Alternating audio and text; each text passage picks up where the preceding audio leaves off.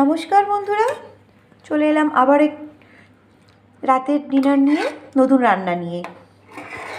জানেন, আজ তো রুটি আছেই। শীতকালে সাধারণত ভাত খেতে ভালো লাগে না বলে রুটিটাই প্রতিদিন করি। আর বানালাম ওলকপির তরকারি।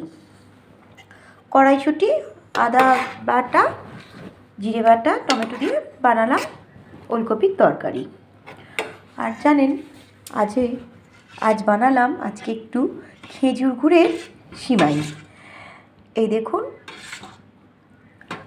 আমি আগে ঠিক জানতাম না যে দুধ দিয়ে খেজুর গুড়টাকে ফোটাতে নেই। সেই কারণেই সেদিন যখন দুধ পুলি করেছিলাম, দুধ দিয়ে গুড়টাকে ফোটানোর সঙ্গে সঙ্গেই ছানা কেটে গেছিলো। মনটা তো খুবই খারাপ হয়ে গিয়েছিল। এত কষ্ট করে বানালাম, আর খরচও বেশ ভালোই হয়েছিল।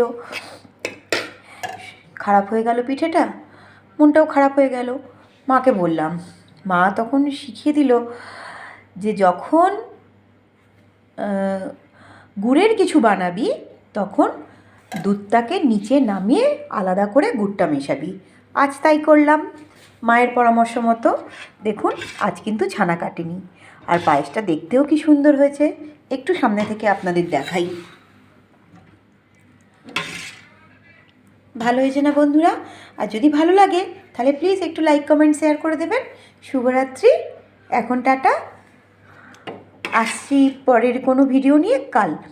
তো আপনাদের তরকারিটাও একটু দেখিয়ে দিই ভালো করে। তরকারিটাও যদি ভালো লেগে থাকে প্লিজ একটু জানাবেন। হ্যাঁ, কেমন লাগলো? এখন টাটা।